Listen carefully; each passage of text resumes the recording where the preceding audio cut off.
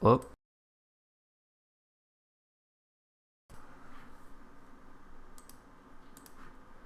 ah, okay. Can people hear me now? Anyone? I'm gonna post on my Instagram as well here that we're going live.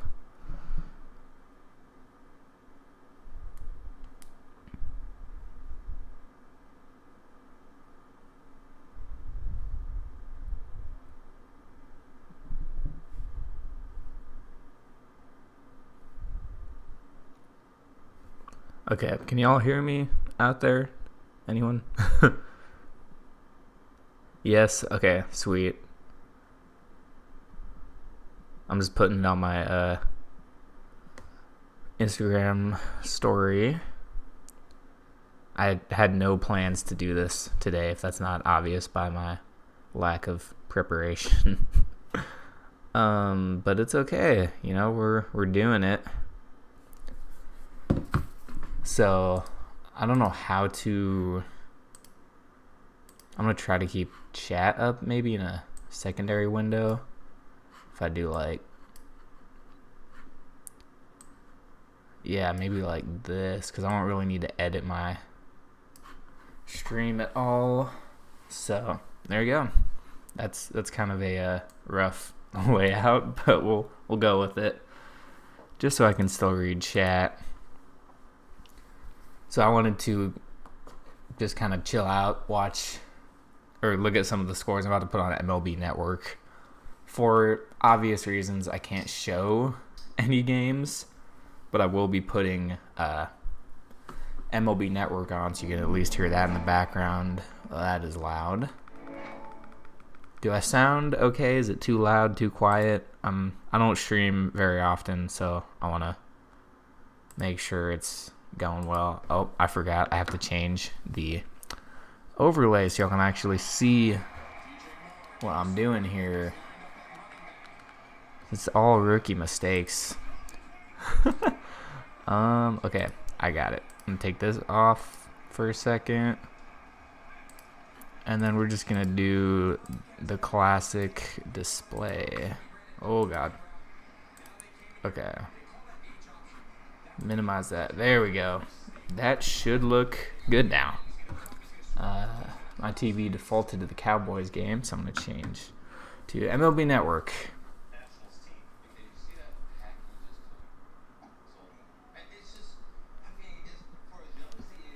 Okay, so they're showing the White Sox game, Boston and Washington. And then they're showing in the corner the score of the Angels game. It's 4-1 right now. Ooh, does Seattle have one more comeback in them? I mean, the guy they're going against is not exactly good here. He has like a 7 ERA. So I don't know what their situation is right here. I feel like they should be doing a little better against a guy with a 7 ERA. Okay, cool. I was looking on my phone, make sure the stream looks good. I feel like I should change the thumbnail here to something that's not my channel banner.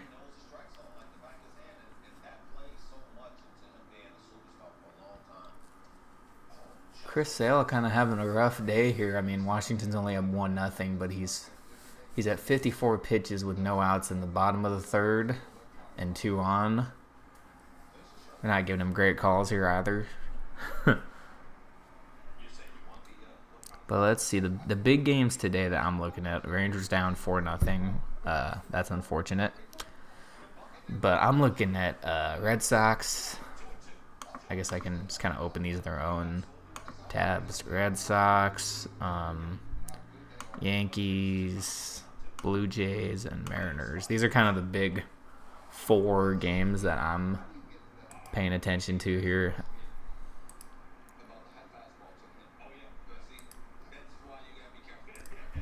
For those who don't know, I guess there's a big possibility. Sorry, I was just checking make sure all that's good. There's a big possibility that there could be a 4-way tie for the American League wild card.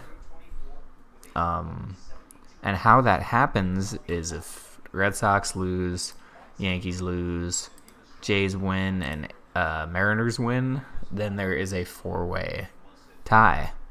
Let's see if I can pull up the standings.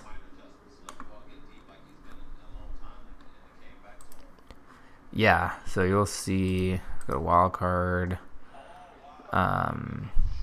91 and 70, 91 and 70, 90 and 71, 90 and 71. Them winning puts them at 91 wins, 91 wins, and then they would drop to 71 losses. So that is a 4-way tie for the wild card if that happens.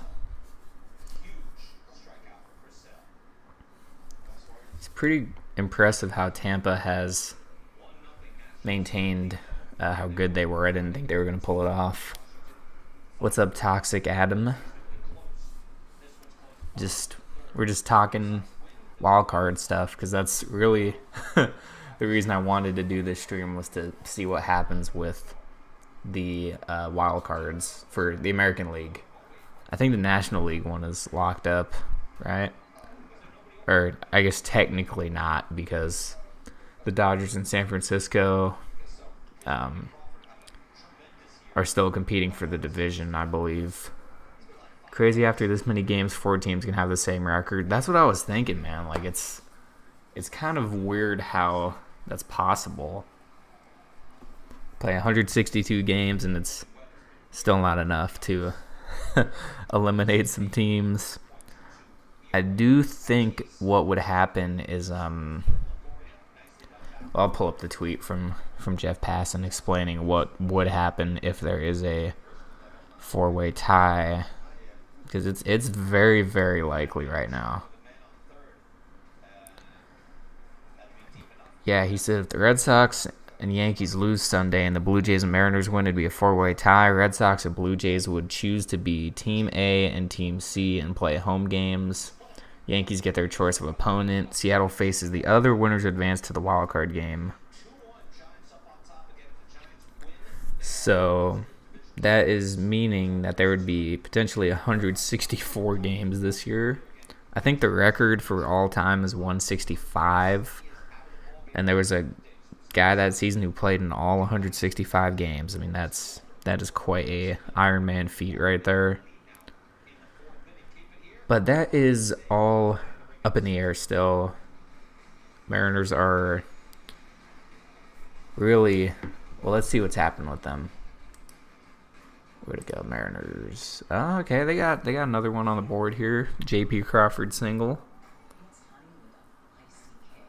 And it looks like they... Oh, yeah, just mound visit already. Angels just throwing in the towel. I mean, they might as well put in Ohtani to pitch this game, man. Like, they're not playing for anything. I guess they just want to see what what they got going, and in terms of 2022. Let's see, what was I was gonna say Seattle has a negative run differential, so I don't know if long term they can maintain this feat, and by that I mean just in the postseason. But, crazier things have happened. It's just like you take a look at these other teams, 207, 204, 163. Boston Red Sox have had, despite what the win-loss outcome is going to be, they've kind of had weird seasons. Then you got minus 47, 175, and below that doesn't really matter. But Oakland was positive, and they were in it for a while, but just couldn't quite keep up the momentum. Cleveland minus 16, Detroit minus 62, and Baltimore just historically bad, minus 289. I mean, it's 100 worse than the Rangers, and that's saying a lot. What is this? Expected win-loss record based on runs scored and runs allowed. That's interesting. So if you look at Seattle, I mean, they're defying the odds here. 90 wins, and they're expected to only have 76 with that thing. Blue Jays expected to have 98. And then Texas is pretty on par with what they were expected based on the run differential, but that's kind of a thing that doesn't necessarily indicate wins and losses. Like, it changes constantly, so you can't have an expected win-loss when the run differentials could change drastically in one game. But analytics and all aside, see what San Francisco's 203, 122 Milwaukee, 129 Atlanta, 262 Dodgers, which is nuts, and then St. Louis at 35. Phillies were negative just because their bullpen is not good. That's why, unfortunately, they got eliminated. They had a decent shot at beating Atlanta, but I guess Atlanta went on a hot streak because that gap widened a lot.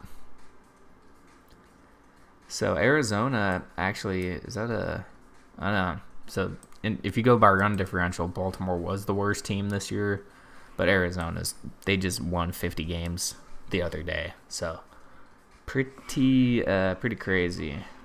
I was just seeing what these buttons down here mean. Can I donate to myself? Oh, oops. Okay, open that back up. Get that out of here.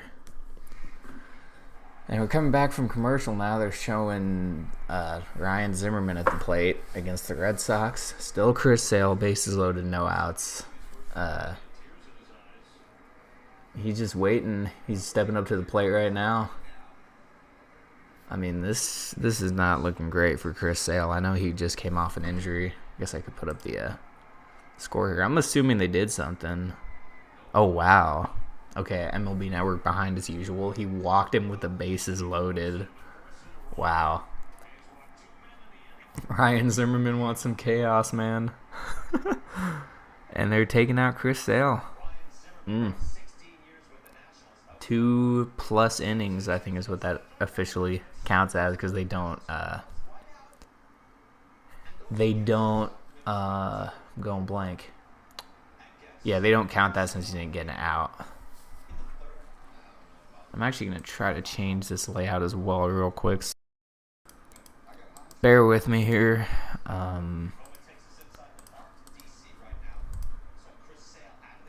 Okay.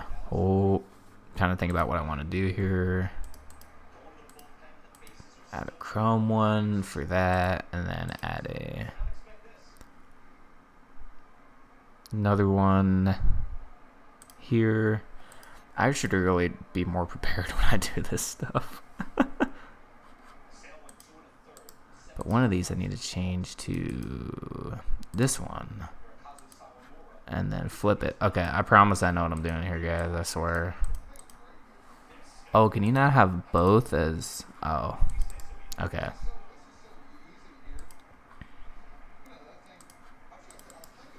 I promise I know what I'm doing.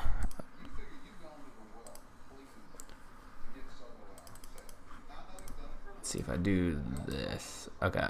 Professional streamer here, guys. Don't you worry about it. Oh, okay. Well, I'm going to go back to what I originally did because this is not working. Okay. Oh, never mind. I was trying to make it a little not weird so you don't have to see the infinite loop, but okay. We're back. Jordy Mercer grounds into a double play. Baseman.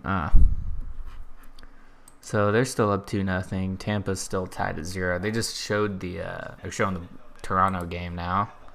Corey Dickerson flies out to left fielder Tyler Nevin.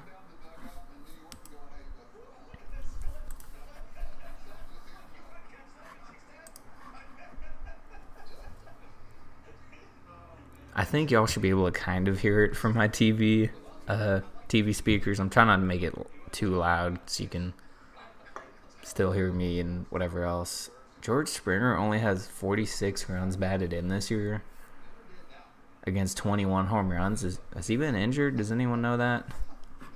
See, I'll put on the game here that they're putting on. I guess I could look at his stats.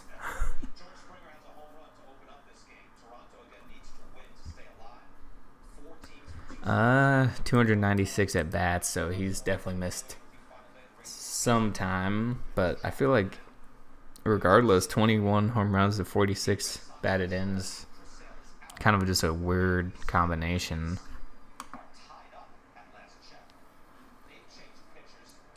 Oh, now they got the double play. J.P. Crawford up the middle. Oh wait, that happened already. They're just now showing that. Yeah, Ohtani did homer in that game as well. He is 46th of the year for his 100th run batting in. Probably like first player ever to do that in the history of MLB. To be honest, he's done some insane stuff.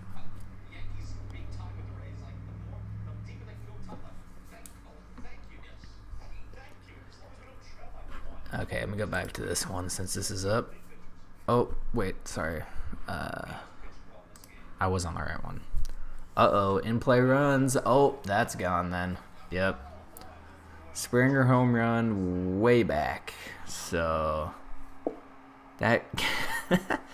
you can about chalk that up as done here. Grand slam. That will help his RBI numbers that I was just talking about.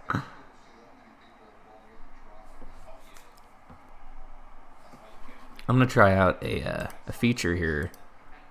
Let's see, who do you want to see in the AL wildcard? And then we'll go with Toronto. Oh, I can spell. Toronto. Yankees. Red Sox. And Mariners. Okay. I don't know how this works at all, so I don't know if y'all can see that question. I threw it out there. I don't know where it went. Oh, there it is. Just took a second to pop up. Let me see what people in the chat are thinking here.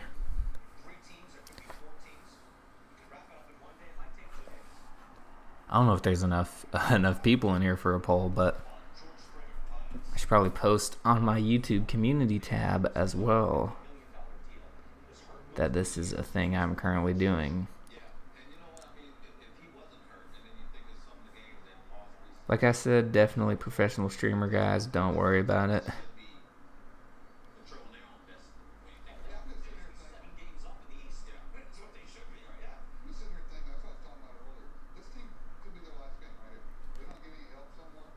They have a Buck Showalter on MLB Network. Is that how it's going on here? Sounds like him. All right, we got 100% on the Red Sox right now. One vote so far.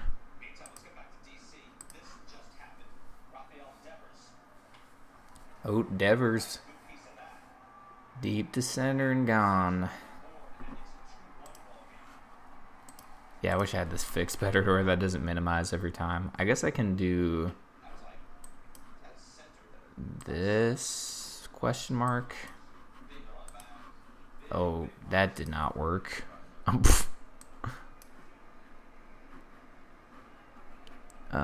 Yeah, that's not working. Okay, we're just gonna go back to what I was doing before.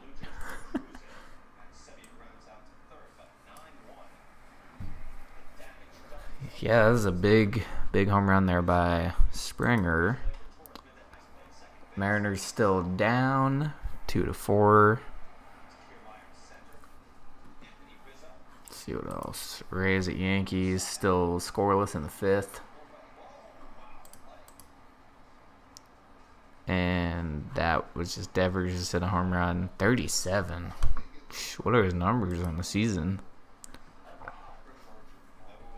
37 home runs, and that was a solo, so 110 batted in. That's a good season, man. What's up, Dakota?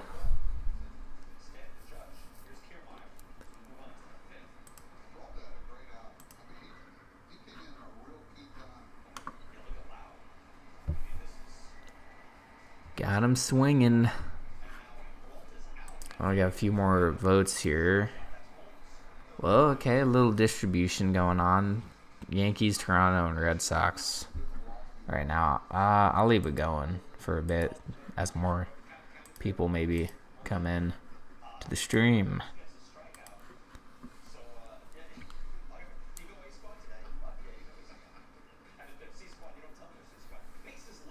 Ooh, Giants about to do some damage here. I don't have that game up.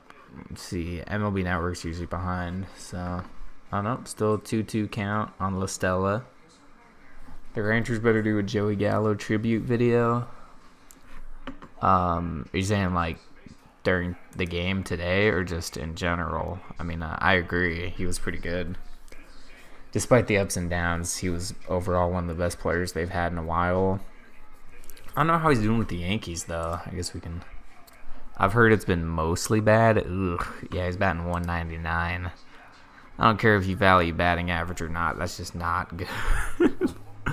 350 on base. But he does have 38 driven in. Or rather, 38 home runs. 77 driven in. Couple stolen bases. Handful there. 99 hits. Let me make sure my mic is still on. Okay, it still is. I always get paranoid that it gets muted somehow or something. The most impressive thing with Gallo, though, is that 809 OPS with a 199 batting average. I mean, is that even possible? Apparently it is. When he comes back to play against the Rangers before the game. Oh, yeah. Isn't that happening like opening day next season or something? I thought they open against the Yankees, or it's like one of the first ones. Yeah, Gallo has been hitting 169 in his last 30 games, dude. Oy. Probably been striking out quite a bit because that's tough to bat that low without striking out. There's no slight to Gallo. It's just like statistically that's very tough to strike out that much without actually, or hit that low without striking out a bunch. 87 with the Yankees in 58 games. Man. Yeah, he was doing pretty solid with us, you know. That was about his usual batting average. I mean, you take a look at his All-Star Gold Glove, or like his MVP early season before he got injured was 253 with a 986 slugging. And he had an 869 slugging with us. I would say that is pretty good. Let's see what the poll's looking like. Okay, I'll leave it up a little longer. Oops, there we go. You hate to see it, man. I mean, he's just a great guy. But statistically has never just found it out. Except that one season, and then 2020 was not great for him. And he's not looking too hot right now. Right below the Mendoza line by a hair. So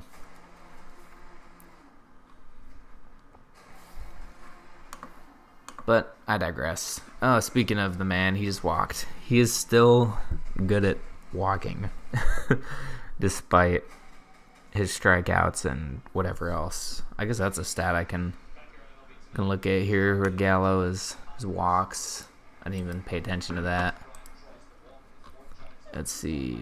Walks. 110 this year. 36 with the Yankees in 58 games. Yeah, I mean, favorite Globe Life Park moment. Sammy Sosa's 600th home run. Nice. Mine is probably Beltre's 3000th because automatically I'm not going to say the pennant clinching moments because that's just obvious. Apart from those, I would say Beltre's 3000th because I was at that game and it was cool. I posted the video of it on my channel. Excuse me. But Sosa's was cool. Jeez, excuse me. Sosa's was cool. I don't think I was quite old enough to watch that on TV. Was that like 07 or before that? I don't even know. Okay, we got 5 votes on here now. I think I'm gonna end that. So you all want to see the Yankees, huh?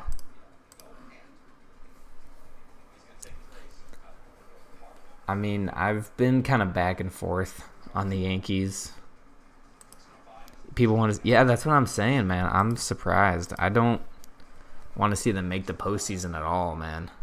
I mean,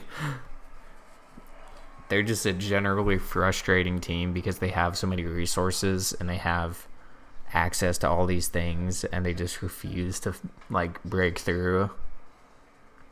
Granted, I'm not super well versed on the Yankees front office. I know Cashman's historically pretty good and whatever else, but hopefully they don't make the postseason.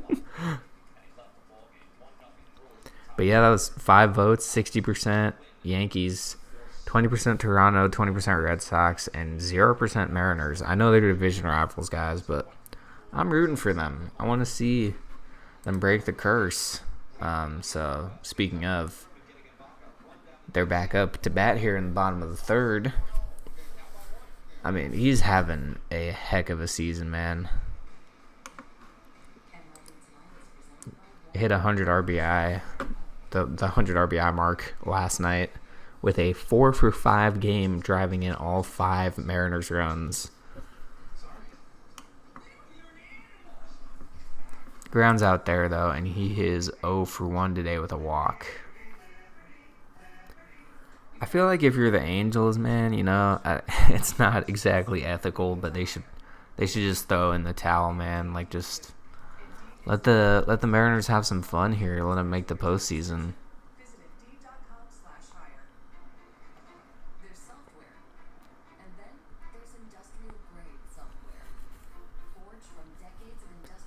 Because, like I said, the Angels are playing for absolutely nothing right now. Nelson Cruz's former team, yeah. And he's still playing, too, which is nuts to me.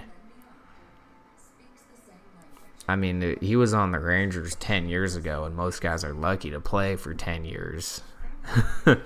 So, I mean, I know they traded him a little after the 10-year mark, but he was on those World Series teams, and he's still playing. Him and Elvis are the only ones left, I think. Well, actually, Feliz is kind of on and off with whatever. I've seen him go on through a carousel of teams. But it's really just those guys. Like, Napoli's long retired, Kinsler's retired, Michael Young's long retired, you know. Okay, 2-0 advantage for Toro. I think this game's pretty wrapped up, although they are kind of they're making an interesting review there. Red Sox still trailing with the old Carter Kieboom up to bat. Yankees and Tampa still scoreless. Which I've seen some people comment this as well. This just reminded me with Dakota's comment about Nelson Cruz. Would y'all want to see him back as a DH? Just, you know, for the laughs one more time maybe. Ooh, Toro on a single. Come on. It feels like it's like the end of the game, even though it's only the third inning, but they only have this game. That's it. If they don't win this, they're guaranteed to be out.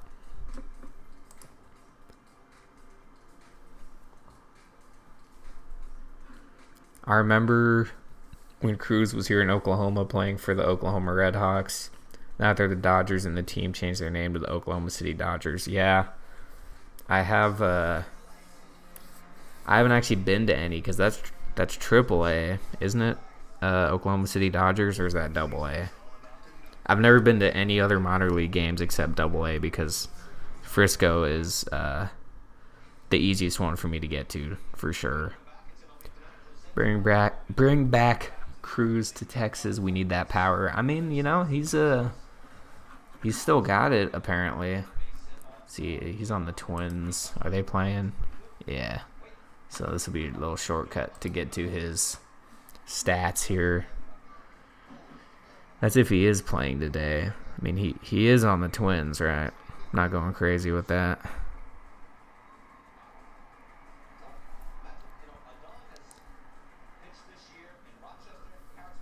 Okay, AAA. Yeah, I haven't been to any AAA games.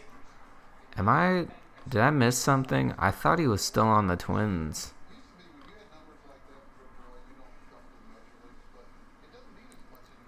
Oh no, he got traded, didn't he? Oh, what team is he on? I think he got traded. I'm just gonna have to look it up. Just take the shortcut here. Let's look up. I don't know why I went blank on that. I think that was a trade deadline thing. He's on Tampa. Oh my god. I'm embarrassed that I didn't know that, because usually I've been keeping track of where he is. So okay, forget about that. There he is. It's literally right in front of my face. Yeah, he's 41, and he's still 32 home runs, 86 driven in, 266. I mean, the man's a legend. Steroids aside, still 450 home runs, almost 2,000 hits. If he plays another year, which I think he's contracted to, he'll get 2,000 hits. Maybe he's pushing it with 500 home runs.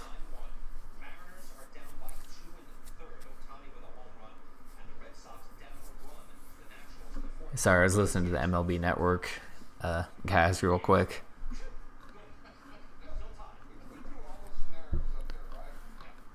But yeah, he's had some good seasons from about here all the way down.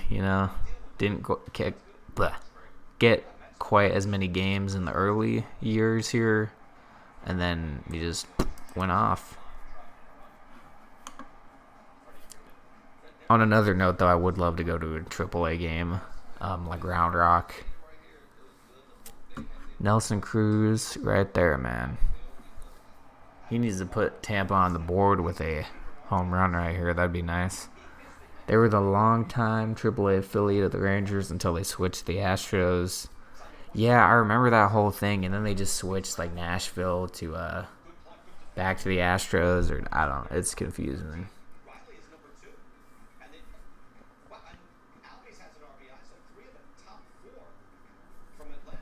Oh, wow. 3 of the top 4 NL RBI leaders are all on Atlanta.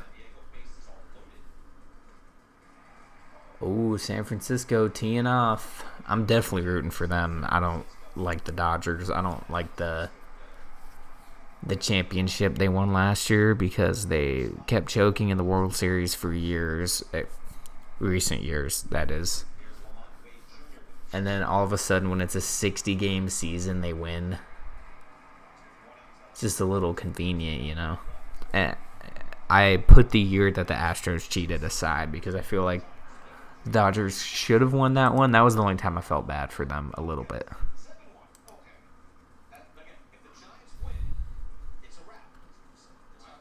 End of the 3rd inning. The other thing here, too, y'all, is I think if the Red Sox and the Yankees both win, then it doesn't matter what the Blue Jays and Mariners do, because they can't tie. They're both a game behind. Let me see. Yeah, they're both a game behind, so if each of them wins, get to 92, they can't tie. They both have to lose for the scenario to happen. I mean, one of them can lose too, and that would create a tie for the second spot. But I want to see the full 4-way tie.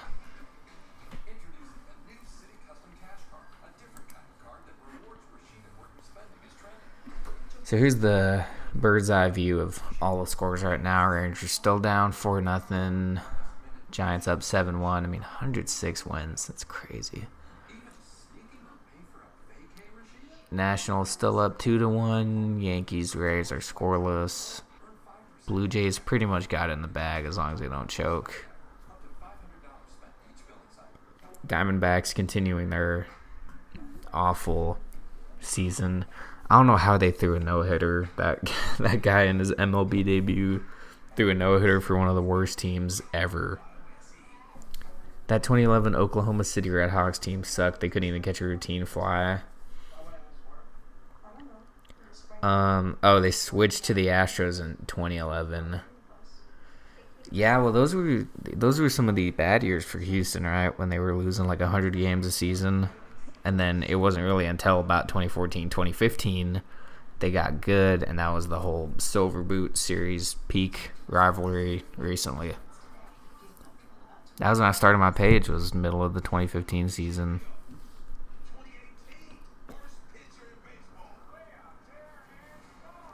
What else we got here? That game doesn't matter. Most of these games don't matter. This one does for the Dodgers, but they're losing, so that's cool. I think this is another situation because it'll be 106 and 56. Oh, okay, so no, it's a must-win for the Giants if they want to win the division. Didn't really think there would be a division race left this late in the season, but especially when it's two teams that have 105-plus wins. I don't know if that's ever happened. I mean, there's a lot of things I don't know if this has ever happened before, especially if there's a four-way tie that ends up happening right here. So I think, oh yeah, Pittsburgh is actually a game I do care about. So they're tied. If we lose, then we clinch the number 3 pick. It was like a roller coaster for the Rangers this year. It was, man. It really was, because they had a brief stint where I thought they had a chance at like a wild card maybe, but the wild card is so competitive now. You have to have 90 wins to get a freaking wild card. I mean, that's ridiculous, because at least what I remember from growing up was like, oh, you know, if you were about 500, you got a wild card. But this year, that puts you 5 to 12 games out. Oh, I just smacked my microphone. Sorry about that if you're wearing headphones. That was probably loud. Let's see, how long have I been going for here? Oh, does not. I started about 3. So, okay. Just curious. Whoa. They just showed a... Is he okay? They just showed Gio Urshela absolutely... Ooh. He just made a great play, but it resulted in him, like, jumping into the dugout. Oh, my gosh.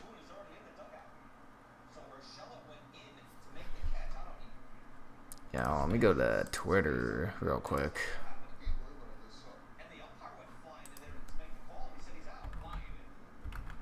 Urshela. Texans got smoked 0-40 by the Bills. Yikes. I'm not really into football, but that is unfortunate. You got two kinds of people. Nice play, and oh my god, I hope he's not hurt.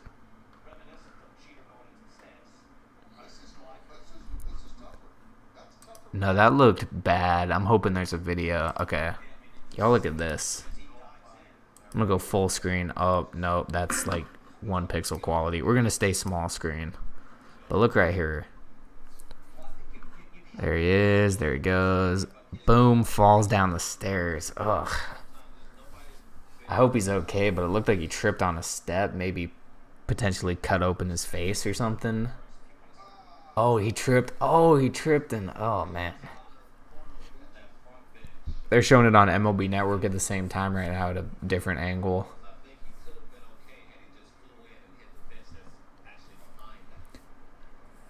I mean, this was in the Rays dugout, keep in mind, and they were, like, calling over for medics and stuff. He was full speed. I don't think there was no way he could have stopped. The one Globe Life Park home run that always gets me is the 505-foot Nomar Mazara blast. Yes. That is a good one. And I actually posted a video about that at some point. Yeah, no, that play, ugh.